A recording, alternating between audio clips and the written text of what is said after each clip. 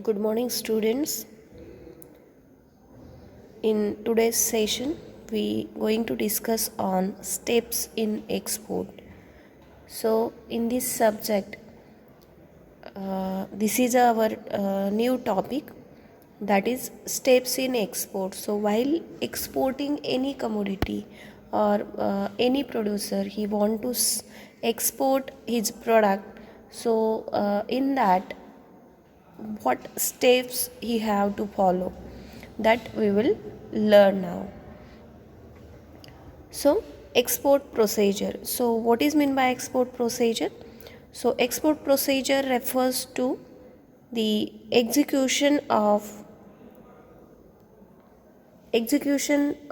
an order received from an overseas buyer and includes everything that the exporter is required to do right from the receipt of a confirmed order up to the realization of the final payment.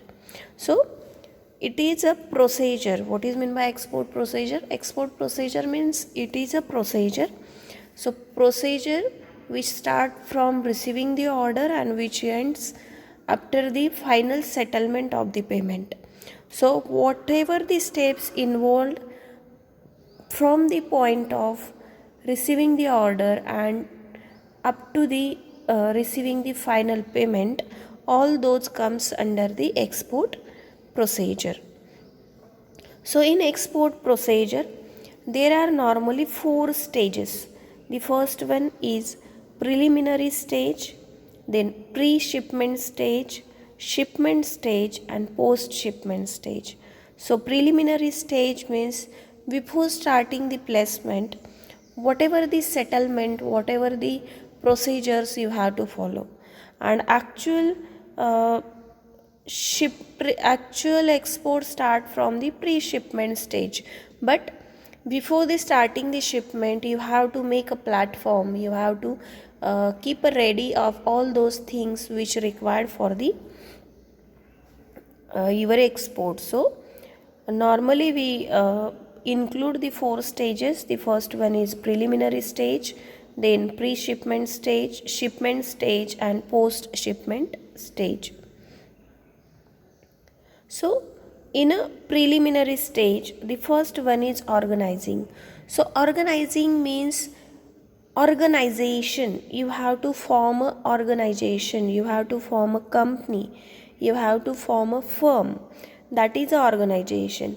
So organization means you have to start any organization. You can start new organization, or you can start, or you can add export in your existing organization. So you have to organize your company, or you have to start a organization. So that organization may be a proprietorship, that may be the private limited company, that may be the uh, limited liability company, or that may be the partnership. So whatever the your preference, according to that you have to organize, or you have to form a organization. Then second stage under preliminary stage, that is registering with various authorities. So before starting the export, you have to register for different licenses, for different documents with different authorities. So the first one, that is the income tax authorities. So for getting a PAN number, that is permanent account number, the company have to register to income tax authority. So income tax authority will issue the PAN to the exporter. Then join DGFT. So DGFT which gives the IEC, that is import export code number. So this is a very important document which required for the export, that is the import export code, and that is issued by Director General of Foreign Trade. So that is we call that DGFT in short, that is Director General of Foreign Trade. So students, it may be asked in your objective question, who issue the IEC code number, and or which authority they give the IEC number. So it is a DGFT. Then Export Promotion Council. So company have to register with any promotional council. So they will help for promotion of your product, your company in a foreign trade. So that Export Promotional Council, we have the separate chapter on different promotional agencies, so that we will discuss in later on. Now you just remember, the Export Promotion Council will help for promotion and for export to the company. So Export Promotion Council to obtain registration cum membership certificate. So Export Promotion Council will issue the registration or membership certificate, and other authorities such as Federation of Indian Export Organization, that is FIEO, then sales tax authorities and chambers of commerce. So these are the some authorities, agencies with which the exporter have to register. The next stage, that is appointing agent or distributor. If exporter is not going to export directly by himself, then he can appoint as agent or distributor on the behalf of him. So indirect, it just like a indirect export as we discussed in last session. So in that case, they can appoint a distributor or agent for exporting a product. Then approaching foreign buyers. So the overseas agent representatives approach foreign buyers with a quotation. So the foreign buyer, if satisfied with the quotation and after clarification, the order can be placed. So before you have to approach the different buyers, and with your quotation there should be the negotiation, and after that you can approach or you can finalize the buyers. And the next stage, that is a pre-shipment stage. So whatever stages we discuss now, that was preliminary stages. Now we are discussing on pre-shipment stage. So pre-shipment stage, the first one is confirmation of order. So actual shipment stage start with the confirmation of order, means receiving of order. So in this stage, the exporter have to receive the order from the buyers of another country, or receive the order from the importer. So they can sign some agreement, they can make some contracts for exporting specific commodity. They can specify all the specifications of product, all the ingredients, all the some quality parameters, and all those are explained, and after that there will be the receiving of the final order, or we can say that is a confirmation of order. Then obtaining letter of credit. So together with the acknowledgement letter confirming to the receipt of an export order, the exporter may send a formal request to the importer to open a letter of credit in his favor. So normally this letter of credit is given by the bank on the behalf of importer, that bank is giving a guarantee of payment. So this letter of credit normally given by the bank of importer. Then obtaining pre-shipment finance. So as soon as the exporter receive a confirmed order and letter of credit, he should approach his bank for securing pre-shipment finance to meet his working capital requirement. So for fulfilling the working capital requirement, the exporter should approach to the bank, and he may receive some loan for a working capital, whatever he required for the export. Then obtaining export license if necessary. So export control is exercised to a limited extent to India. The problem of obtaining export license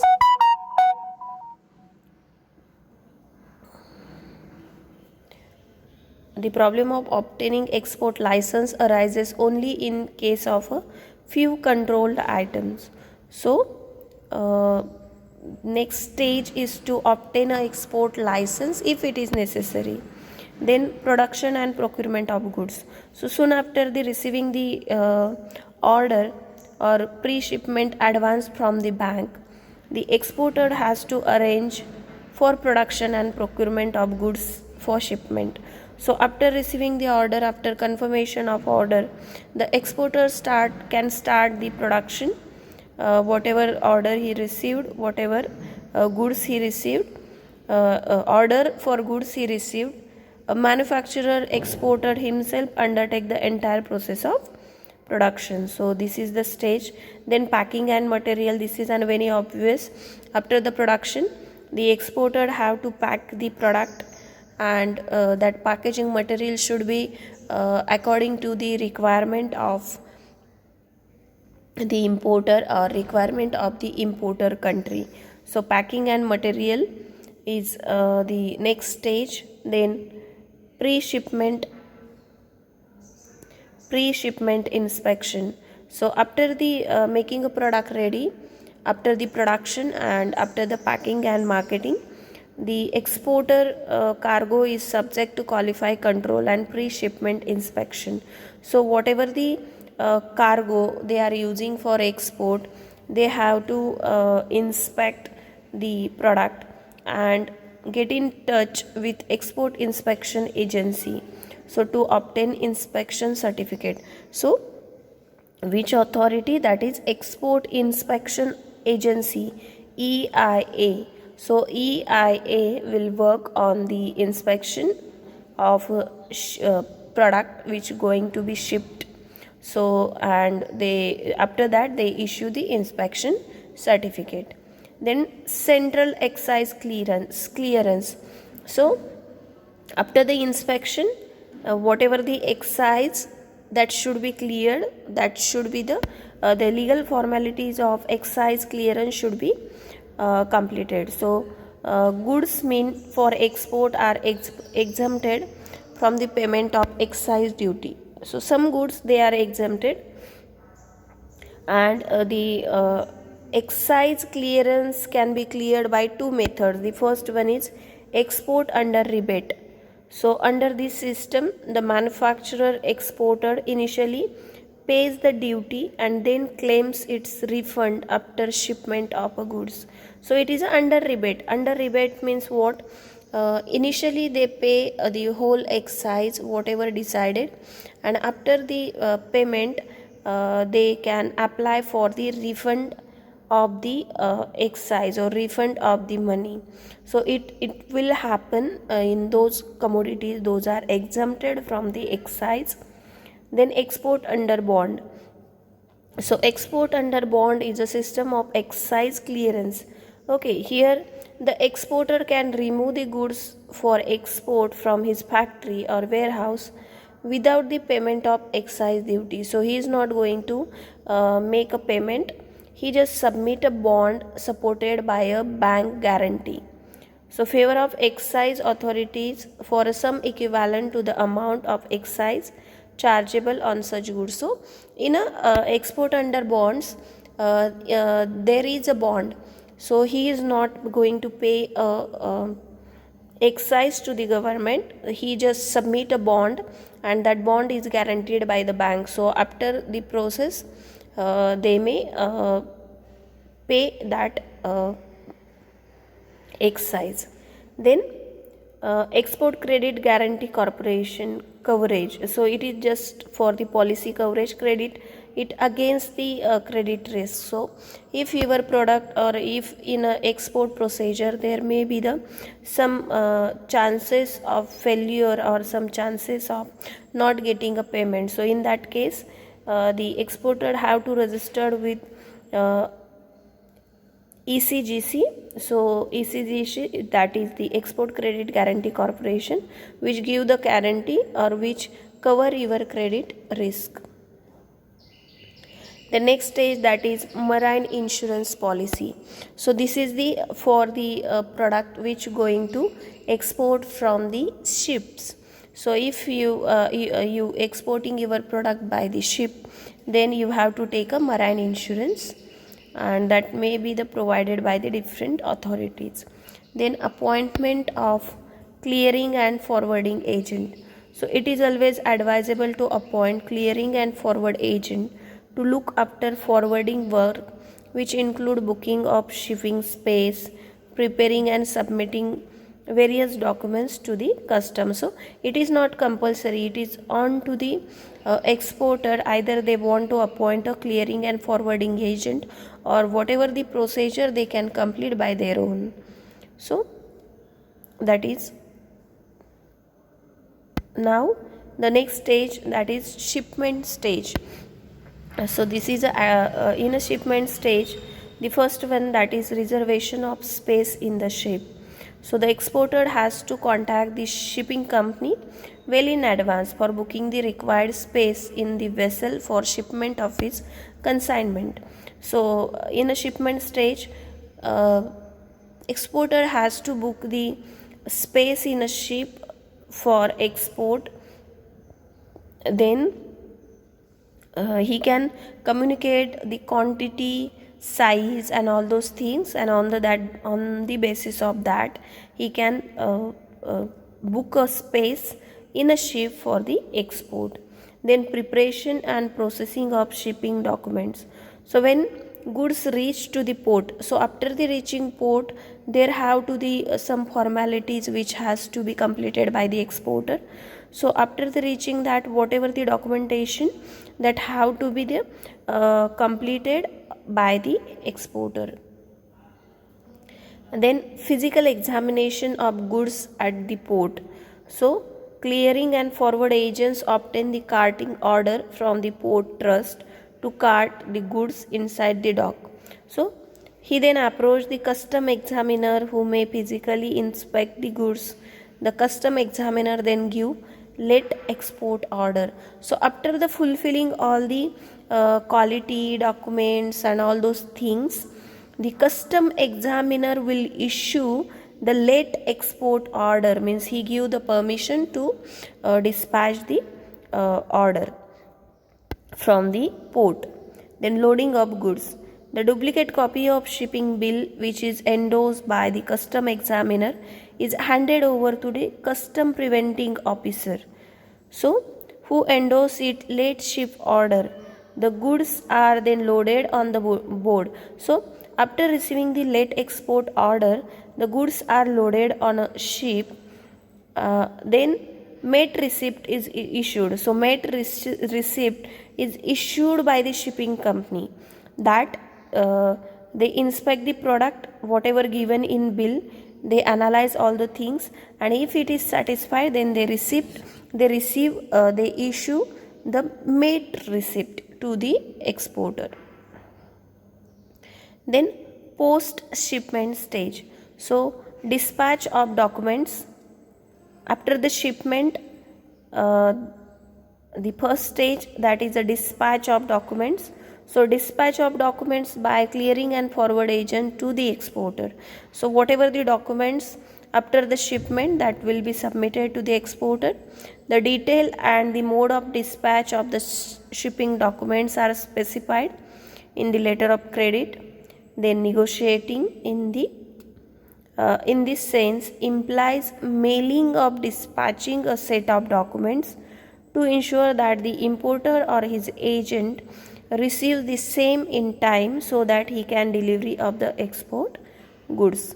So whatever the document of the export procedure, all that documents are handed over to the exporter. You just remember these things in dispatch of document. Then shipment fund advice to the importer. So after the shipment of goods, the exporter has to send suitable intimation to the importer for his information. By this intimation, the date of shipment, the name of vessel, date on which the goods will reach in the destination should be informed to the importer. So all the details should be informed to the importer by the exporter. So in that information, he mentioned the date of shipment, when the shipment has been done, then name of the vessel, then date on which goods going to be reach at destination, that will be informed. Then presentation of document to the bank. So after all this, the complete set of document is submitted to the exporter to his bank for the purpose of negotiating the same and obtaining export proceeds in time. The bank then sends the same documents to the exporter. Then realization of export proceeds. So the export then proceeds to claim export incentives on the basis of bank certificate. The bank certificate gives description of the product, its value, the rate of conversion, the details of invoice. So after all this, the exporter is entitled to various incentives such as IPRS, DBK and other incentives if applicable. Then follow export sales. So a good exporter should always have a follow-up after sales. So he should provide necessary after sales services, find out buyer's opinion towards the product and so on. So he will receive the follow-up from the importer about his product, his quality and all those things related to the product. So thank you student, this was the steps in the export. There are the 4 major stages, preliminary stages: pre-shipment, shipment and post-shipment. So thank you. If you have any questions, query, then you can contact me on our group. Thank you.